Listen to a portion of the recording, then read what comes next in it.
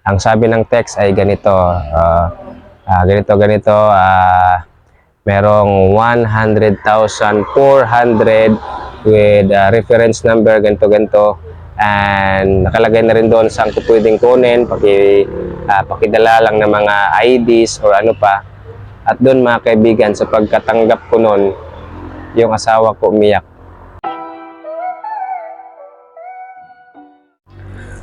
Okay mga kaibigan, maraming pong salamat sa inyo pong panonood sa atin pong munting channel. Ito pong muli inyong lingkod, Pastor Ariel. Maraming pong salamat sa inyo pong panonood. At sana po huwag niyo pong kalimutan mag-subscribe sa atin pong channel. At pakipindot na rin po ang notification bell para po sa mga bagong update po ng ating video. So dito mga kaibigan, self-testimony na rin. So, kasi nung nakaraang mga buwan mga kaibigan, no, mga dumaan na buwan sa aking buhay, gusto ko lang ipagpatuto sa inyo, patunayan sa inyo kung paano, gaano ka-importante o gaano ka-totoo ang prayer talaga. So, yun nga, nakatanggap ako mga kaibigan ng 100,000 sa pamagitan lang po ng prayer. Siguro may magsasabi sa inyo, ano, tsamba lang yan. Yung iba talagang ganun ang maiisip, pero ganito ang nangyari sa akin mga kaibigan before dumating sa akin yung tinihingi ko sa Panginoon na 100,000. Dahil nga po nung araw na yon ay kailangan po talaga namin, or lalo na sa ministry namin, na kailangan po namin ng lumipat dahil yun pong tinirahan naming bahay ay kailangan na po naming lumipat dahil nga po yung bahay na yun ay sobrang luma na po. At yun nga po ang nangyayari. Mula nung umpisa nung nag-pray ako, 2 weeks after mga kaibigan, kung di ako nagkakamali, may dumating sa akin na text. Ang sabi ng text ay ganito, merong 100,400 with reference number ganito, and nakalagay na rin doon saan ko pwedeng kunin, pakidala lang ng mga IDs or ano pa.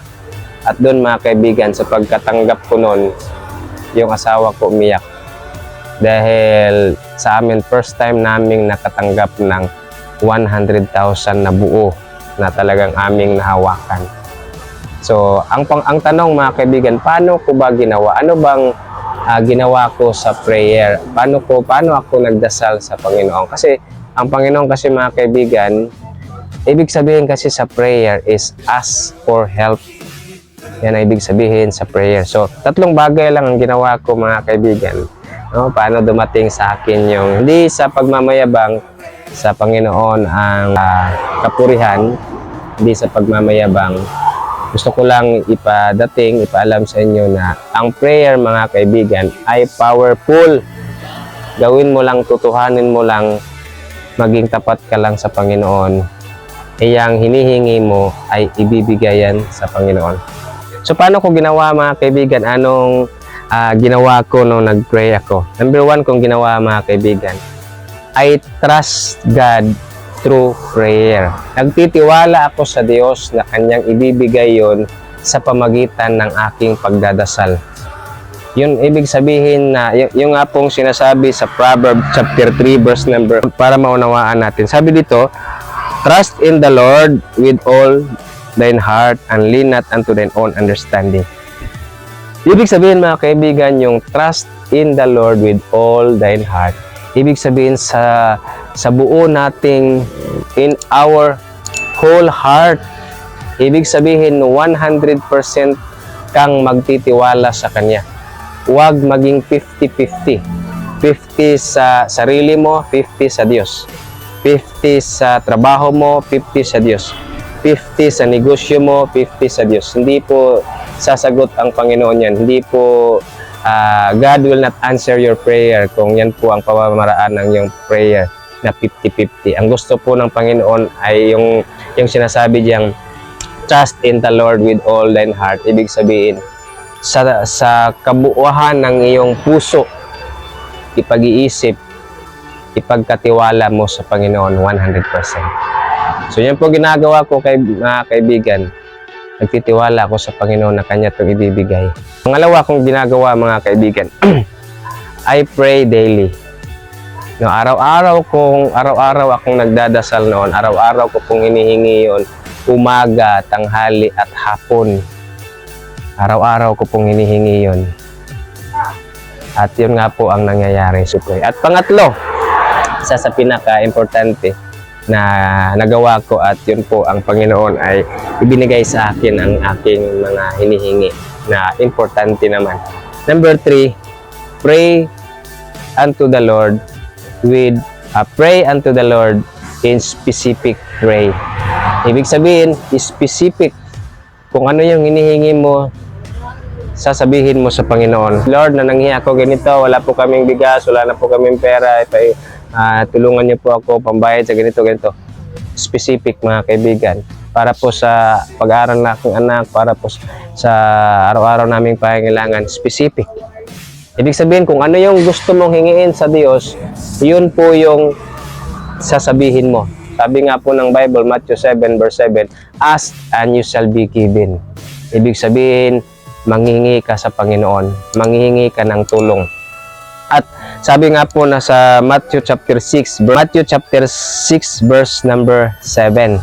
No, Matthew chapter 6 verse number 7. Sabi dito, but when ye pray, use not vain repetition. Ibig sabihin, hindi yung dasal na nakasanayan natin na paulit-ulit lang.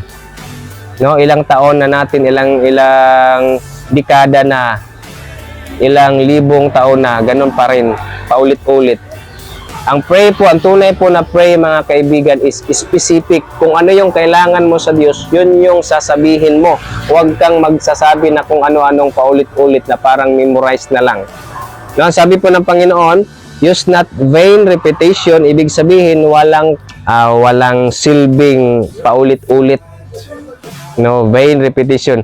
As he it do. Ibig sabihin, mga ginagawa ng walang tiwala sa Diyos, mga ginagawa ng walang Diyos, mga ginagawa ng hindi naniniwala sa Diyos, mga hitit.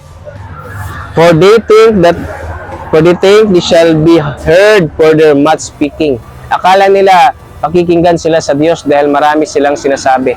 Pero ang kanilang mga sinasabi, yun pa rin yung sinasabi nila nung isang araw, nung nakarang taon, nung libong taon nang lumilipas, yun pa rin. Kaya hindi pinakinggan ng Diyos. Kaya hindi sila nakatanggap ng kanilang hinihingi. At ang nangyari, nadi-discourage sila, huminto sila sa pag-pray. Pero kung mag-pray tayo mga kaibigan, in specific way, kung ano yung hinihingi mo, yun yung sasabihin mo sa Diyos. Tiyak, sasagutin ka ng Panginoon. God will answer your prayer. So yun po mga kaibigan, ang tatlo ko pong ginawa. Paano ko po natanggap ang hinihingi ko po na pera na kailangan ko. Maraming po salamat mga kaibigan. Sana po ay nakatulong.